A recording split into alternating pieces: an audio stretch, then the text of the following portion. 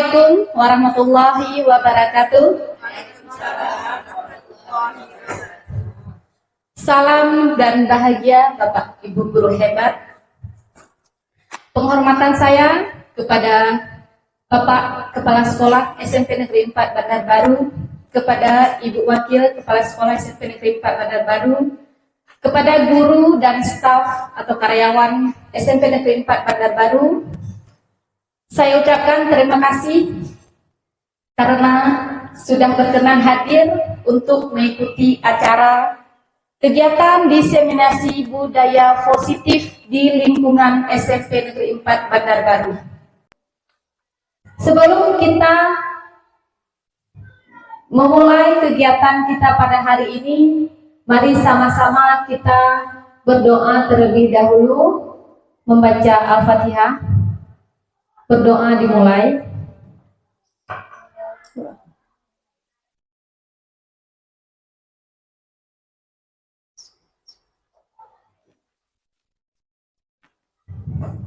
Berdoa selesai. Dalam kesempatan ini saya akan membagikan pemahaman dan pengalaman dalam penerapan budaya positif di lingkungan SMP Negeri 4 Bandar Baru guna untuk pemenuhan tugas calon guru penggerak Angkatan 9 Kabupaten Pidijaya pada modul 1.4.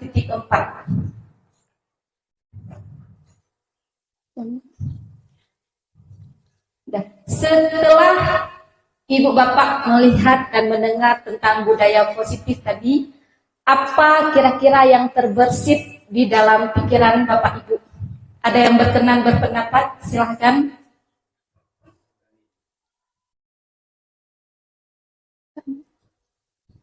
Yang terbersit di pikiran setelah kami melihat soft PPT dari Ibu tampilkan tadi. Jadi budaya positif di sini kita menciptakan suasana yang aman, damai dan tentram sehingga anak-anak nantinya dapat melakukan pembelajaran yang sesuai dengan harapannya. Dan mereka mau berpartisipasi penuh karena mereka dipercayakan oleh guru ketika mereka belajar dan mereka diberikan kesempatan untuk berkreasi. Itu saja menurut pemahaman saya. Baik, terima kasih Bu Mariani. Ada yang lain yang berpendapat tentang budaya positif itu apa? Bu Sri mungkin? Yang saya pahami mengenai budaya positif itu yaitu pembiasaan dari segi positif yang bisa meningkatkan kebiasaan siswa melakukan hal-hal yang bernilai positif. Mungkin demikian ya. Baik, terima kasih. Ada lagi yang mau berpendapat? Mungkin dari Kepsek.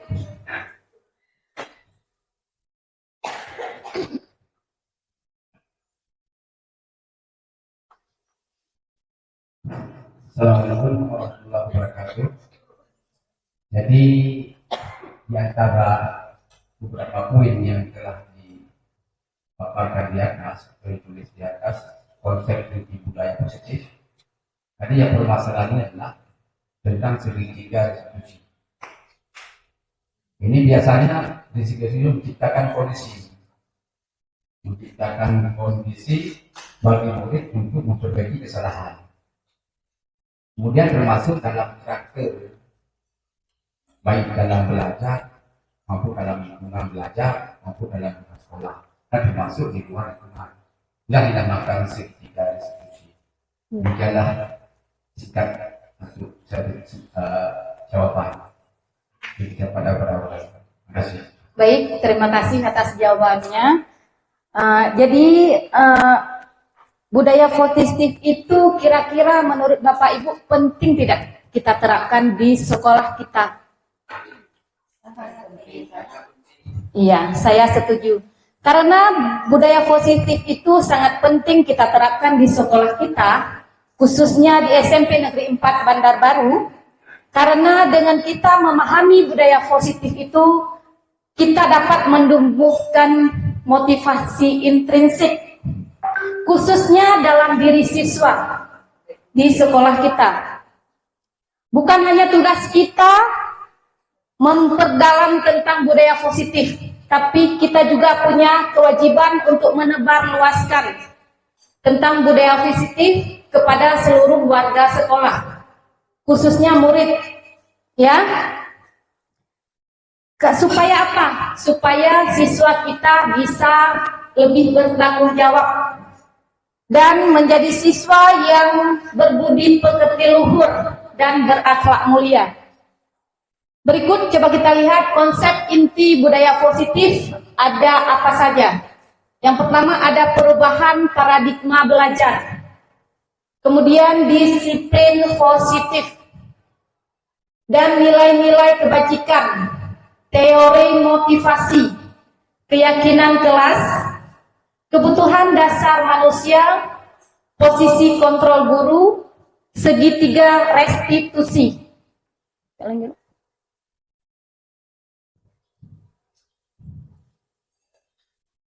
Pembelajaran dengan paradigma baru merupakan pembelajaran yang dirancang dengan prinsip pembelajaran berdiferensiasi, sehingga peserta didik belajar sesuai dengan kebutuhan berdasarkan tahap perkembangannya.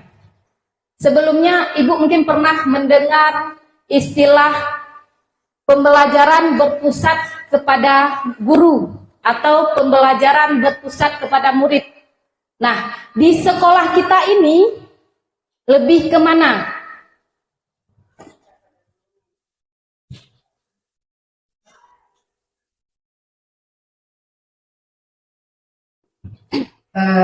Kalau dulunya sebelum kita mengenal kurikulum Merdeka, pembelajaran yang kita lakukan adalah pembelajaran yang berpusat pada guru, di mana pembelajaran yang kita bawa sesuai dengan keinginan guru, kemana anak itu akan bawa. Kalau sekarang sedikit tidaknya kami sebagai guru di sini sudah mengenal tentang pembelajaran berdiferensiasi sedikit tidaknya, karena di kelas 7 untuk tahun ajaran baru ini memang sudah diberlakukan kurikulum Merdeka, sehingga pembelajaran yang kami ciptakan sedikit tidaknya sudah mengarah berdasarkan kebutuhan murid. Jadi pembelajaran yang terjadi sekarang khususnya untuk kelas 7 yaitu berdasarkan kebutuhan murid dan memenuhi setiap kebutuhan individu. Terima kasih. Baik, terima kasih atas jawabannya Bu Mariani. Jadi untuk perubahan memang tidak instan. Kita harus memulainya dari sekarang, sedikit demi sedikit untuk pembelajaran berpusat kepada murid. Karena untuk mewujudkan pemikiran Bapak Pendidikan atau Ki Hajar Dewantara adalah pembelajaran harus berpihak kepada murid. Tujuannya untuk membentuk atau mewujudkan profil pelajar Pancasila. Nah, keenam dimensi profil pelajar Pancasila, ada yang sudah tahu apa itu? Berikut coba kita lihat.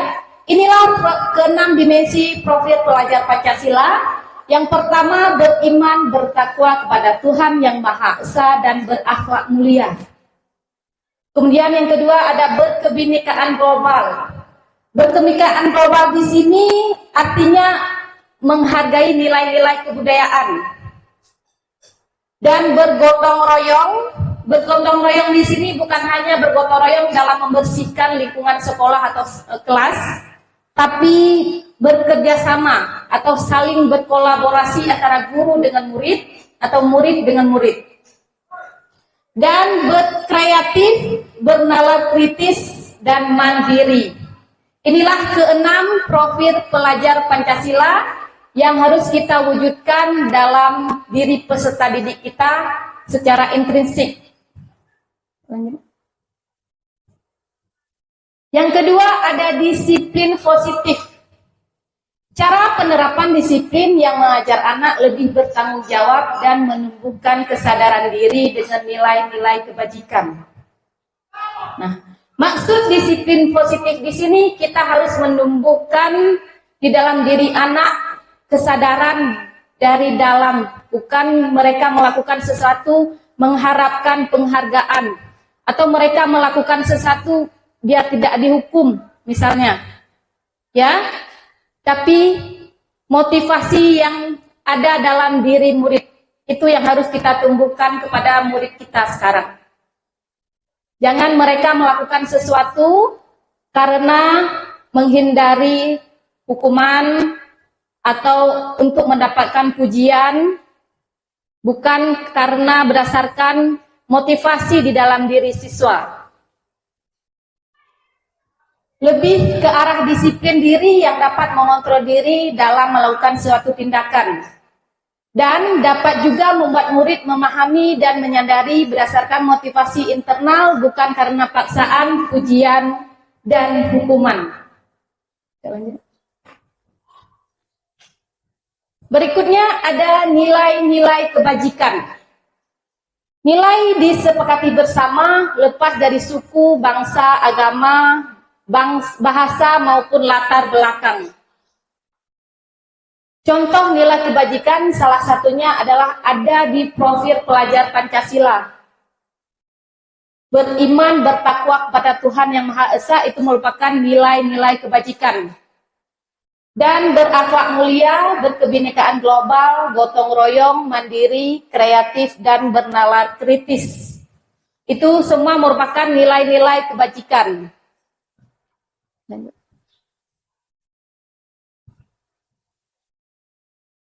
Motivasi perilaku manusia, selanjutnya motivasi perilaku manusia ada dua. Motivasi ekstrinsik dan motivasi intrinsik. Seperti yang sudah saya katakan tadi, motivasi ekstrinsik itu adalah motivasi dari luar untuk menghindari ketidaknyamanan dan hukuman. Contohnya, misalnya petugas upacara pada hari Senin, siswa menjadi petugas supaya tidak dapat hukuman dari guru PJOK misalnya. Tapi bukan karena kesadaran diri di dalam murid tersebut. Dan bisa juga mereka melakukan itu untuk mendapat imbalan dan penghargaan dari orang lain. Ya, siswa melakukan tugasnya tersebut untuk mengharapkan penghargaan. Saya nanti kalau nggak jadi petugas upacara nggak dipuji sama guru PJOK. Jadi dia mengharap penghargaan atau pujian dari guru tersebut atau dari orang lain. Kalau motivasi intrinsik untuk menjadi orang yang mereka inginkan dan menghargai diri sendiri dengan nilai-nilai yang dipercaya. Nah, kalau siswa sudah mempunyai motivasi intrinsik atau motivasi di dalam diri, tanpa diawasi guru pun anak tersebut perilakunya tidak akan berubah. Ya, diawasi atau tidak diawasi guru, dia akan tetap baik. Karena dia mempunyai motivasi di dalam dirinya. Bukan mengharapkan penghargaan, bukan karena nanti takut dihukum, tapi dia sudah mempunyai motivasi di dalam diri murid tersebut.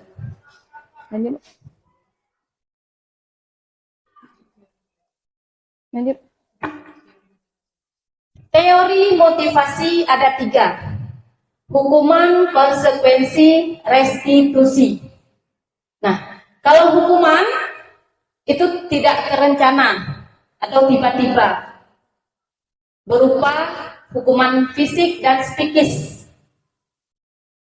Ya, ada siswa yang datang terlambat misalnya ke sekolah dan tidak menggunakan sepatu, dihukum. Itu tidak terencana karena tiba-tiba. Bisa kenapa penyebab dia datang terlambat dan tidak menggunakan sepatu, dia sudah mendapat hukuman. Sedangkan konsekuensi terencana atau dispensasi sesuai peraturan yang sudah disepakati di sekolah. Nah, misalnya ke sekolah ada siswa yang menggunakan sandal, kena dispensasi karena dia sudah melanggar kedisiplinan, tidak memakai atribut lengkap ke sekolah, tidak menggunakan sepatu. Ya, itu merupakan konsekuensi yang sudah restitusi merupakan proses menciptakan kondisi murid untuk memperbaiki kesalahan. Nah, sebelumnya saya tidak tahu apa itu restitusi, tapi di pendidikan guru penggerak saya lebih memahami secara mendalam restitusi itu adalah proses dialog antara guru dengan murid atau guru dengan wali murid untuk memperbaiki kesalahan murid. Nah, selanjutnya keyakinan kelas. Mengapa keyakinan kelas? Kenapa bukan peraturan kelas? Ada yang mau berpendapat?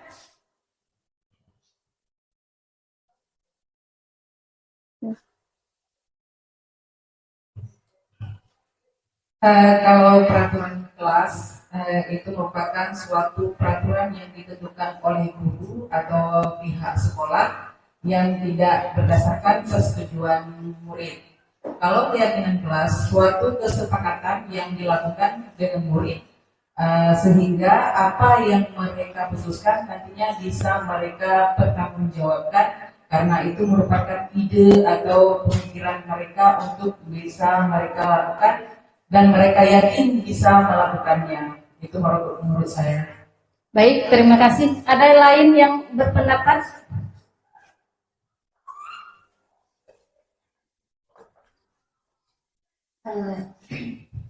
Kalau keyakinan kelas, saya sependapat dengan yang disampaikan oleh Ibu. Karena kalau keyakinan kelas ini yaitu adanya kesepakatan antara dua belah pihak, yaitu antara guru dan murid. Kemudian kalau peraturan kelas itu kesepakatannya tidak sepakat ya, karena hanya terjadi antara sebelah pihak yaitu guru, sehingga siswanya tidak secara terpaksa mereka harus mengikuti peraturan yang telah ditetapkan oleh satu pihak tersebut. Demikian ya. Baik, terima kasih Bu Sri atas jawabannya. Berikut kita lihat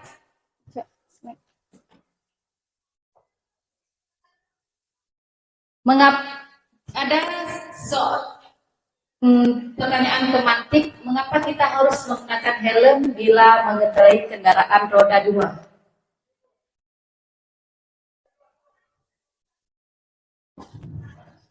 Coba, ada yang mau berpendapat, Bapak?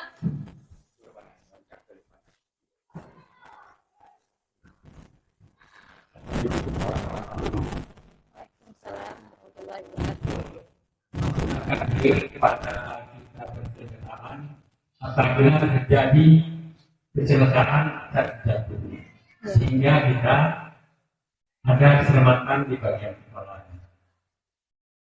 Dan apabila kita juga terjadi kecelakaan jalan dengan bus kendaraan bisa terbantu dengan adanya helm. Mungkin itulah gunanya helm yang kita pakai setiap hari untuk kita berkendaraan. Hanya itulah. Terima kasih Pak. Ada lain yang berpendapat? Kenapa kira-kira kita harus menggunakan helm bila mengendarai kendaraan roda 2?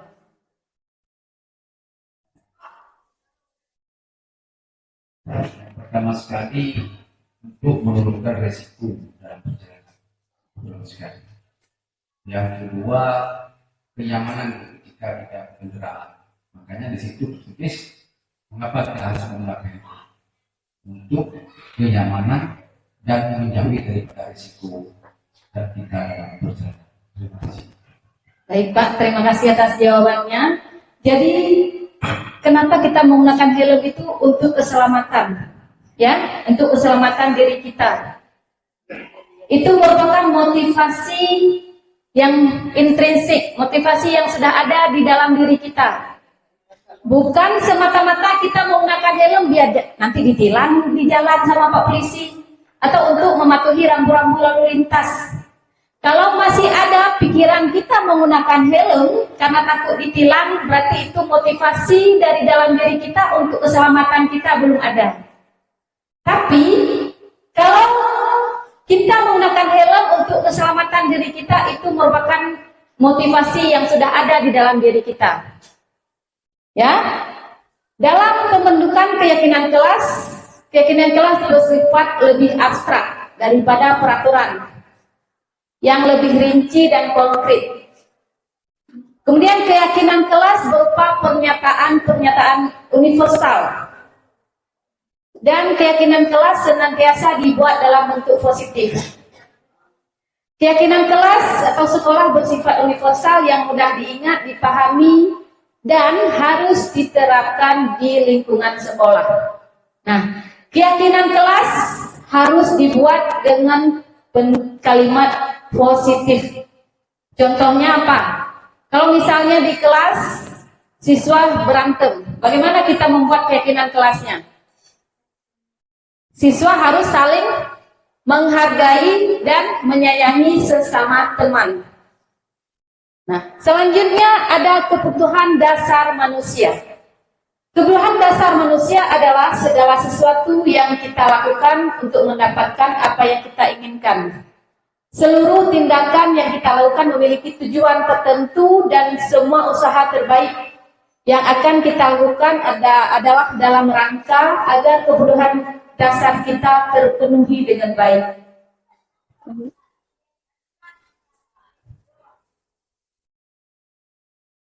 Ada 5 kebutuhan dasar manusia. Yang pertama, bertahan hidup, seperti makanan, pakaian, tempat tinggal. Yang kedua, kasih sayang dan rasa diterima, dipedulikan, kerjasama, menjadi bagian dalam kelompok. Contohnya sering kita temui di kelas ketika kita pembagian kelompok dengan murid, ada satu murid yang berkata, "Bu, saya tidak mau satu kelompok dengan dia." Pernah Ibu mendengar kata-kata seperti itu kan? Jadi ada anak yang tersisihkan. Dia merasa tidak diterima di kelompok tersebut. Bagaimana perasaan dia? Itu kebutuhan dasar yang tidak dia penuhi adalah rasa diterima, merasa dikucilkan. Ya. Kemudian penguasaan, harga diri, keinginan untuk dianggap memimpin, berprestasi. Contohnya di kelas ketika kita menyuruh anak-anak untuk mengerjakan tugas di papan tulis atau presentasi, dia saja yang menunjuk tangan untuk mengerjakannya. Besoknya dia lagi. Kenapa? Karena dia ada keinginan untuk dianggap atau merasa memimpin. Itulah kebutuhan dasar dia. Selanjutnya kebebasan, mandiri, memiliki pilihan, mencoba hal baru, mampu mengendalikan diri sendiri. Nah, contohnya apa? Kadang-kadang ada anak menyampaikan kepada kita, "Bu, bosan belajar terus di kelas." Ya, karena dia ingin mengeksplor dirinya, dia ingin kebebasan. Baik, ayo kita belajar di luar kelas misalnya. Ya, dia sedang memenuhi kebutuhan dasarnya. Kemudian yang terakhir, kesenangan, bermain, humor, antusias, dan tawa. Nah, contohnya apa? Ketika ada anak-anak di kelas yang mengganggu kawan sedang belajar atau main kejar-kejaran dengan temannya, itu dia sedang memenuhi kebutuhan dasarnya, kesenangan. Ya, dia bermain atau tertawa. Nah, selanjutnya coba perhatikan di sini ada 4 pertanyaan. Aku senang main kejar-kejaran dengan ibu guru, seru. Nah, kira-kira pertanyaan nomor 1 ini masuk ke mana? Kebutuhan dasar apa yang akan dia penuhi? Yang kedua, ibu kejar aku karena ibu sayang aku. Selanjutnya, aku hebat, bisa bikin ibu guru kejar aku. Yang terakhir, aku bosan belajar mewarnai terus di dalam kelas. Nah, sekarang coba kita lihat apakah betul jawabannya.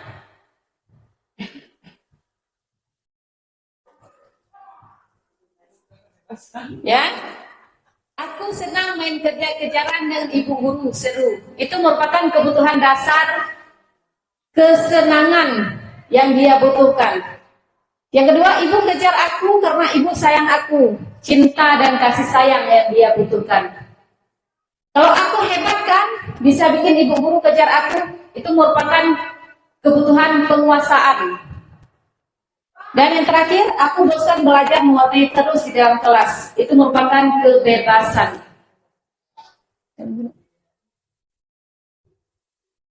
Nah, sekarang 5 posisi kontrol guru.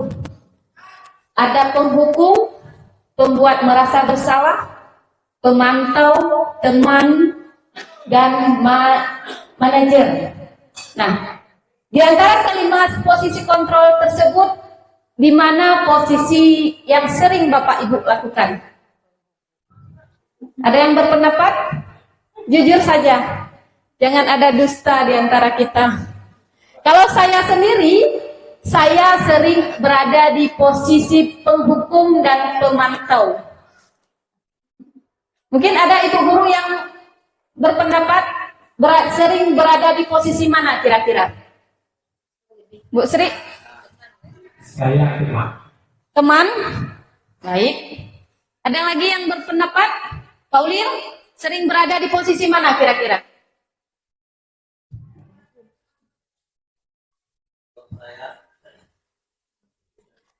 Kalau saya hampir semua tergantung situasi.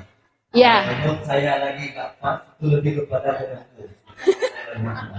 Kalau lagi senang-senangnya bisa sharing teman boleh. Kadang-kadang lagi mager manajer dia aja. Tapi tergantung situasi. Ya, baik, terima kasih. Berikut kita lihat posisi kontrol guru. Ya, yang pertama sekali ada penghukum. Nah, di penghukum ini sering sekali kita mengeluarkan kalimat patuhi aturan saya atau awas. Ya, pernah ibu bapak guru melakukannya? Ya. Kalau posisi penghukum itu nada suara tinggi, bahasa tubuh mata melotot, dan jari menunjuk-nunjuk, menghardik. Nah, hasilnya apa? Hasilnya kemungkinan murid marah dan mendendam kepada guru tersebut. Ya, bisa jadi nanti ketika pulang sekolah, sepeda motor kita dicoret. Karena apa? Karena dia dendam dengan guru tersebut yang sudah menghukum dia. Kalau posisi pembuat merasa bersalah, berapa kali Bapak bilang harus memberitahu kamu ya?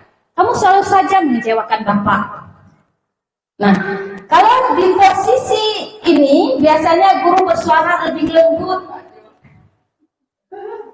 Pembuat rasa bersalah akan menggunakan keheningan yang membuat orang lain merasa tidak nyaman. Hasilnya apa? Hasilnya murid akan merasa bersalah.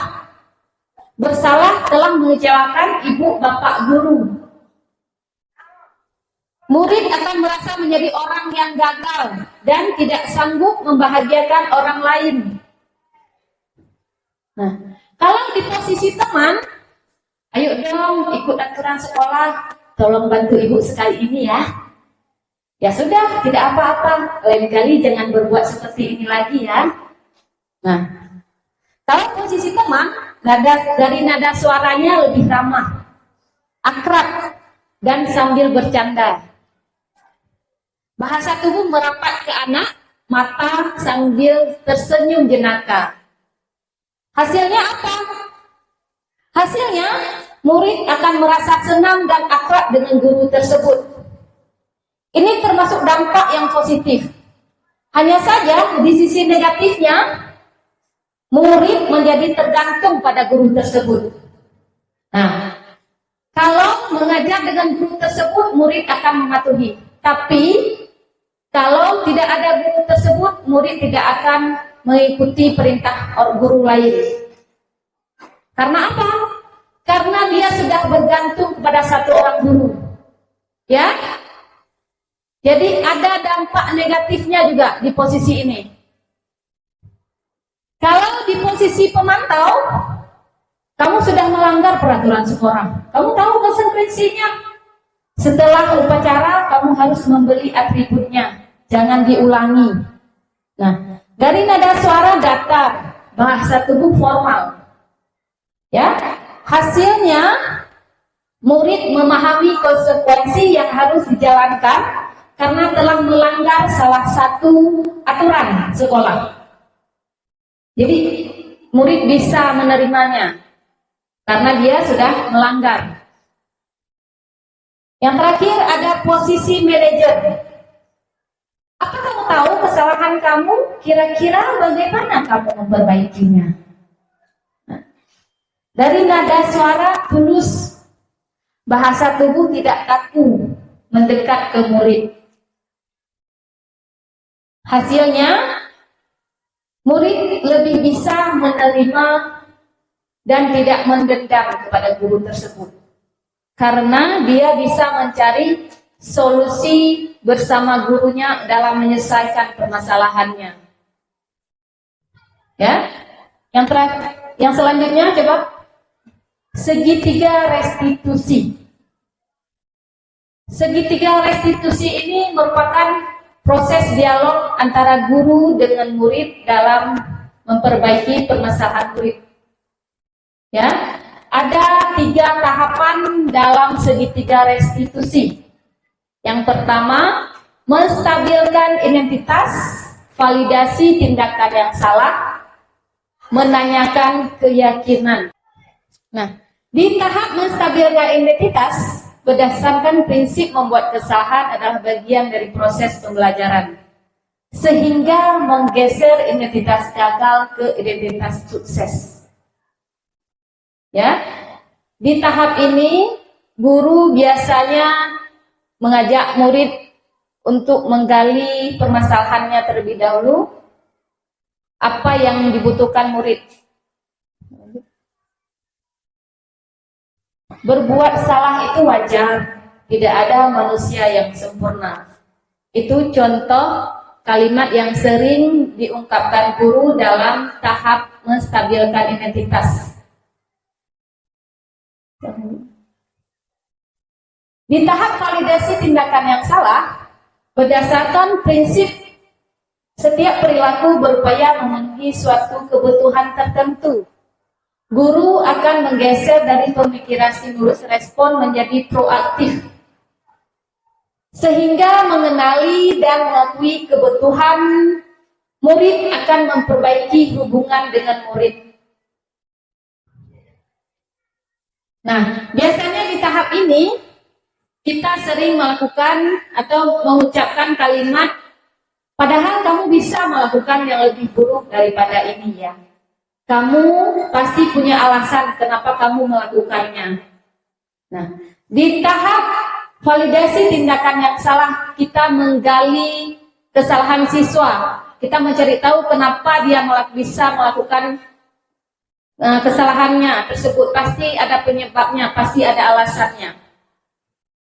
Di tahap terakhir, menanyakan keyakinan. Murid akan diberi pertanyaan-pertanyaan bermakna untuk memunculkan motivasi intrinsik sehingga mampu mengaitkan keyakinannya dengan tindakan yang salah. Nah, di tahap ini,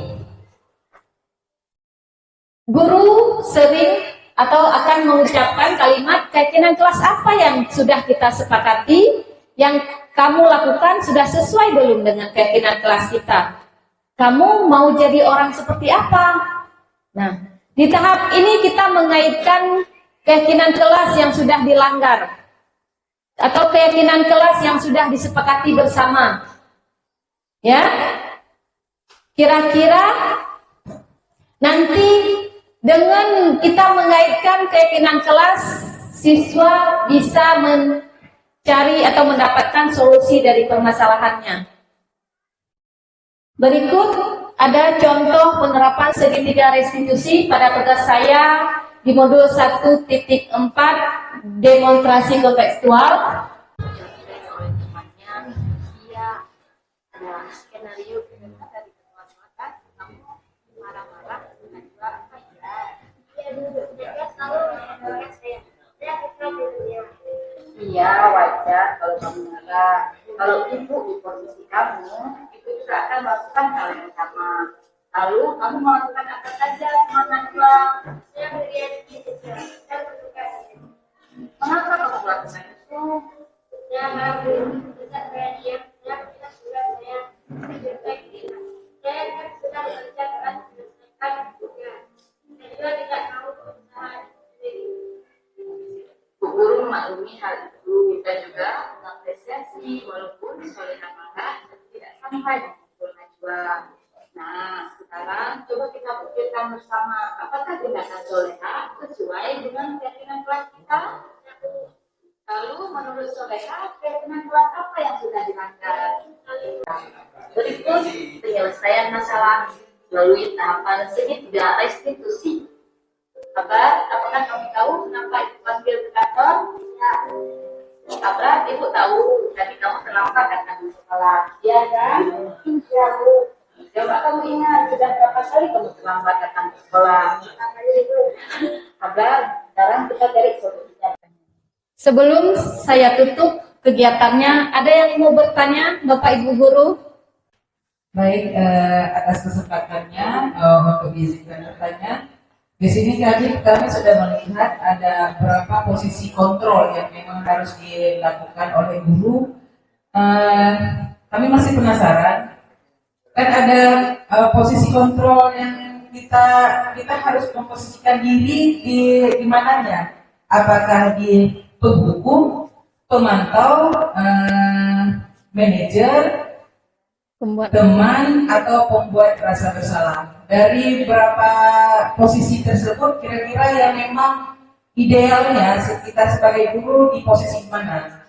Karena selama ini yang kami lakukan lebih ke penghukum, seperti yang Pak Ulil katakan tadi, tergantung moodnya. Kalau mood kita lagi enak, ya kita memposisikan diri pada posisi manajer. Tapi kalau misalnya moodnya lagi blend Pak ya, jadi kami memposisikan diri lebih enaknya di posisi penghukum. Di sini kami ingin kecerahannya lebih bagusnya kita memposisikan diri di posisi yang mana. Ya, terima kasih atas pertanyaannya Ibu. Saya akan mencoba menjawab. Ya, dari kelima posisi kontrol yang tadi sudah kita lihat bersama, ada penghukum, pembuat merasa bersalah, teman, pemantau dan manajer. Ya. Nah, kira-kira posisi mana yang paling efektif untuk kita guru? Menurut saya sendiri, memang dulu-dulunya saya sering di posisi penghukum atau pemantau. Nah, jadi untuk ke depan saya ingin memposisikan diri saya di posisi manajer. Kenapa? Karena dengan di posisi manajer, murid lebih bisa menerima. Ya, tidak seperti di posisi penghukum, murid nanti akan mendendam pada guru tersebut. Jadi, kalau menurut saya, posisi manajer dan teman lebih efektif. Mungkin ada tambahan dari rekan guru yang lain, kelima posisi kontrol tersebut, mana yang lebih efektif bagi kita guru? Lebih efektif. Ini real atau memang ini? Real, Bapak. Kalau real, bahaya itu. Tapi yang paling bagus, yang mengakomodasi semua, itu manajer. Itu udah paling bagus. Cuma ada, dia sekarang, kurikulum KOSP. Tergantung bagaimana kondisi sekolah. Dia karakter sekolah yang di dataran tinggi daerah pegunungan. Kita pun jadi manajer agak susah. Kadang lebih dengar kalau kita dengan metode hukuman. Contoh kita coba bicara secara hati ke hati. Pun perangai. Itulah awasnya. Tapi kalau sekali hukum besoknya, kalau yang tahu hukum, cocok bela diri ini kan pakai dua. Jadi tapi kalau memang secara prosedur lebih bagusnya akomodasi semua, tidak ada cacat dalam pelaksanaannya, lebih bagus manajer. Itu lebih mengedukasi penelitinya. Sekian, Bu. Terima kasih Pak atas tanggapannya. Ada lagi yang mau berpendapat? Cuma kalau saya menjawab, Tapi kalau saya lebih berat adalah saya teman. Sesuai dengan saya. Gimana Ibu, bisa diterima Begini, atau ada Pak. tambahan? Kalau misalnya memposisikan diri sebagai manajer ya idealnya memang seperti itu ya. Memang sesuai dengan harapan anak karena pembelajaran sekarang sesuai dengan kebutuhan anak. Tapi kalau seperti yang Ibu Novi sampaikan tadi, kalau posisi teman itu kan ada sisi negatifnya, di mana di sini melahirkan anak yang tidak mandiri. Itu memang bagus secara teman, tapi secara kemandirian anak, motivasi anak tidak ya.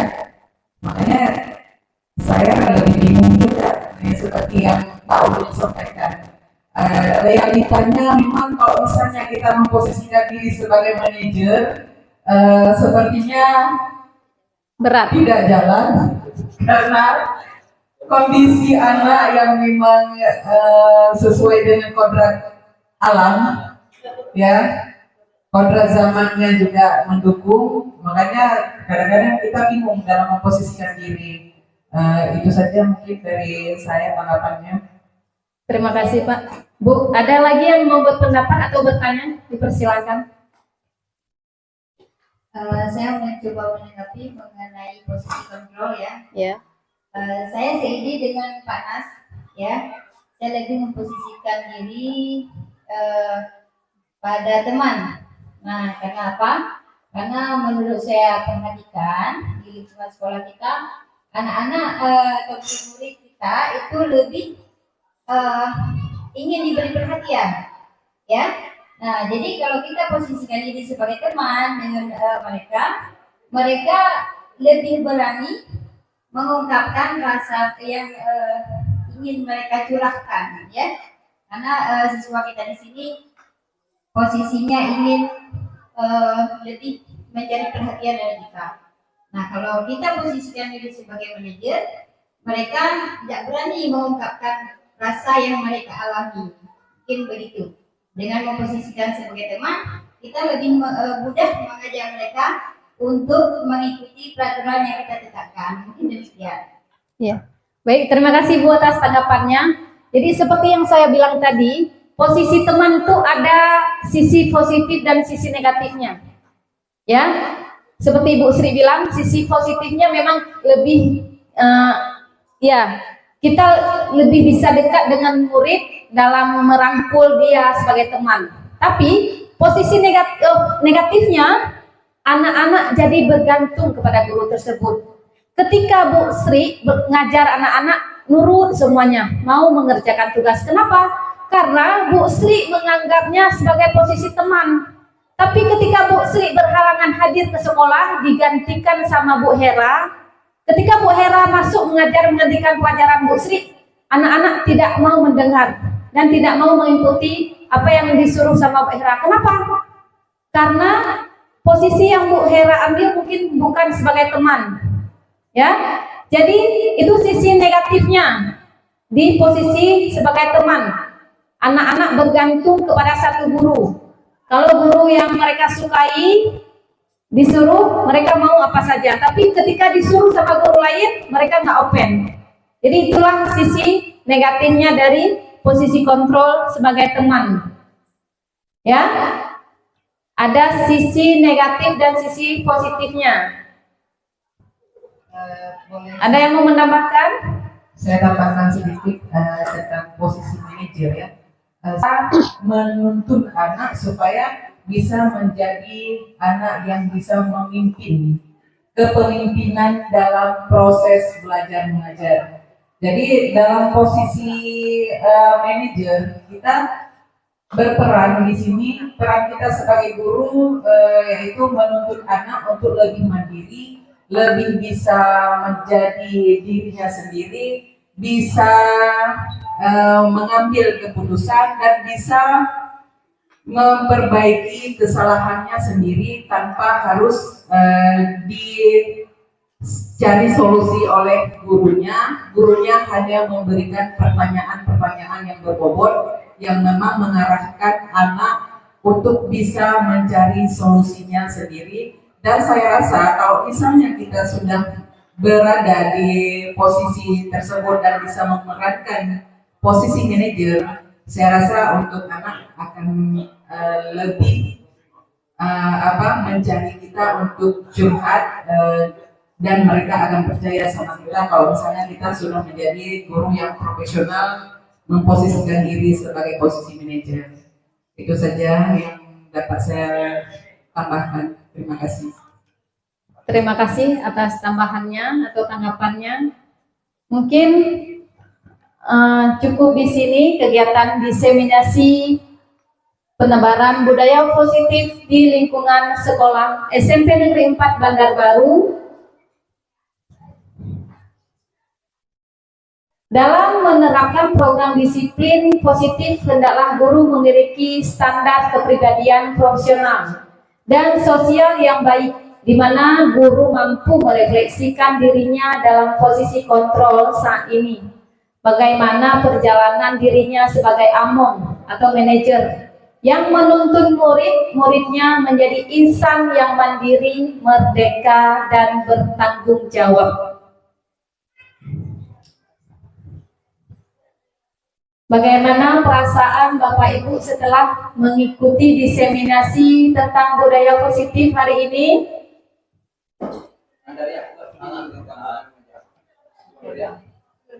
Bagaimana perasaannya Bu Poni? Ya.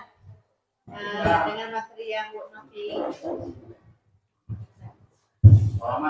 dengan materi yang telah Bu Novi paparkan tadi, sedikit banyaknya nanti ke depan saya akan memperbaiki proses pembelajaran di kelas, bagaimana cara menghadapi murid di kelas, alhamdulillah kita akan perbaiki lagi. Baik, terima kasih. Ada lagi yang mau mengungkapkan isi hati?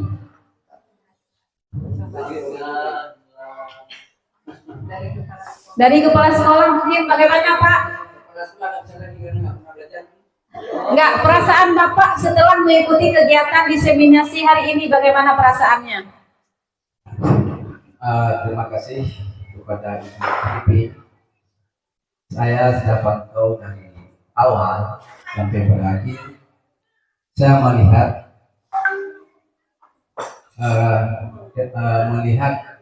pembelajaran hari ini dikatakan menyenangkan, sangat menyenangkan. Kenapa menyenangkan? Kalau memang hal-hal tersebut kita terapkan seperti wawancara di video, mungkin anak-anak tertarik dan motivasi seorang guru pada anak, saya lihat di gambar itu bagus sekali, sangat-sangat menyenangkan. Mudah-mudahan nanti Ibu CDP atau guru yang lain kooperasi dengan Ibu supaya kita laksanakan di lapangan. Itu sangat-sangat menyenangkan kita belajar tadi. Mudah-mudahan nanti diterapkan tahun 2024. Terima kasih. Baik, terima kasih Pak atas tanggapannya. Mungkin hanya ini yang dapat saya sampaikan. Diseminasi tentang budaya positif di lingkungan SMP Negeri 4 Bandar Baru. Saya akhiri. Wabillahi taufiq wal hidayah. Assalamualaikum warahmatullahi wabarakatuh.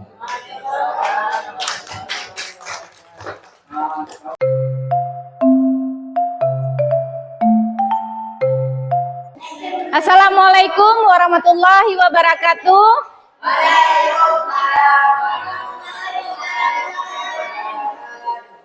Oke, apa kabarnya hari ini? Baik. Alhamdulillah. Sebelum kita mulai pembelajaran kita hari ini, mari kita diawali dengan berdoa terlebih dahulu. Ketua kelas tolong pimpin doanya.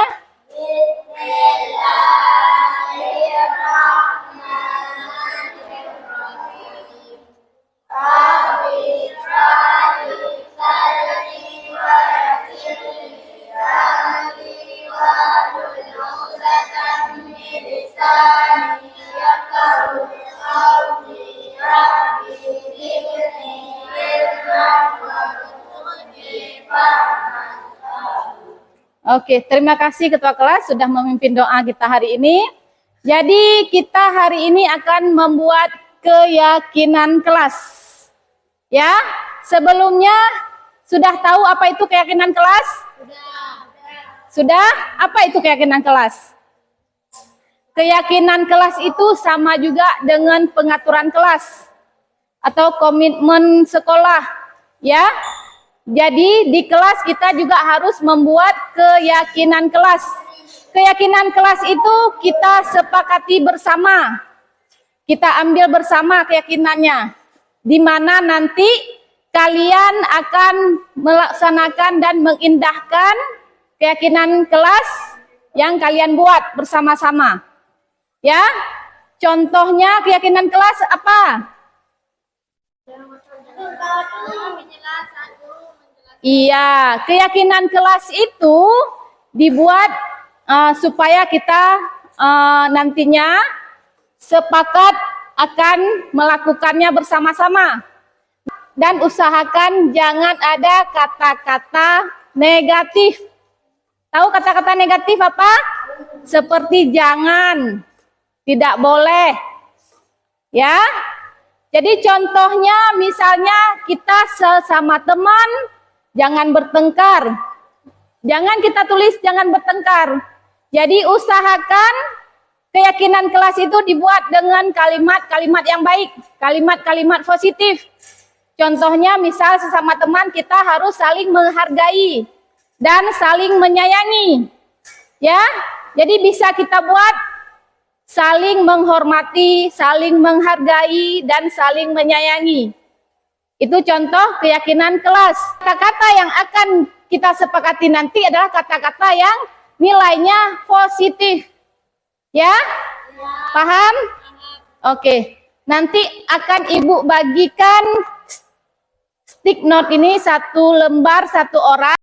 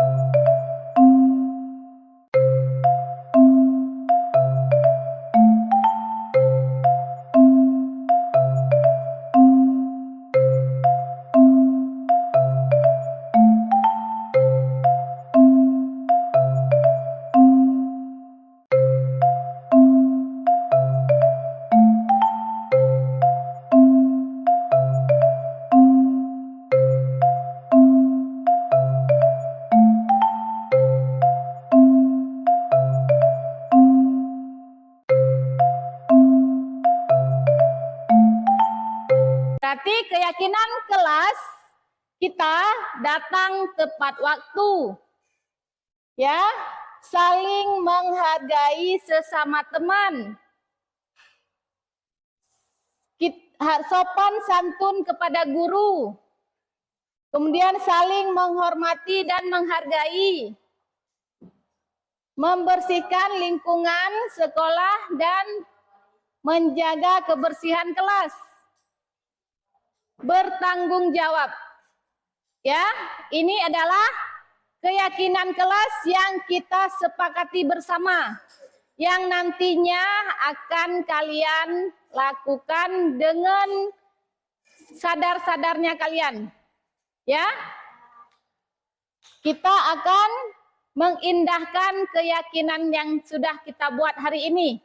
Untuk kedepannya, kalian harus melakukan keyakinan kelas yang sudah kalian buat hari ini. Ya? Deal? Oke.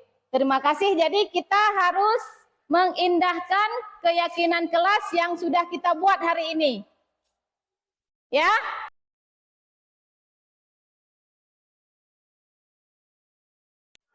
Assalamualaikum warahmatullahi wabarakatuh. Perkenalkan, nama saya Revaulia dari kelas 7. Assalamualaikum warahmatullahi wabarakatuh. Perkenalkan, nama saya Asyifaul Mahira dari kelas 7. Assalamualaikum warahmatullahi wabarakatuh. Perkenalkan, nama saya Almaratu Soleha dari kelas 7.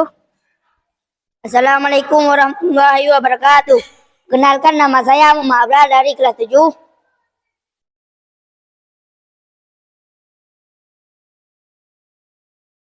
Senang, Bahagia, sangat seru, sangat senang.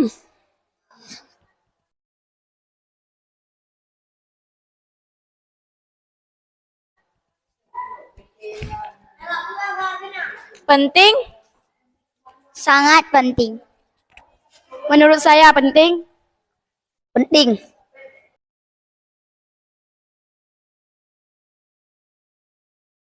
karena dapat menumbuhkan rasa tanggung jawab, Karena bisa membuat kita lebih disiplin.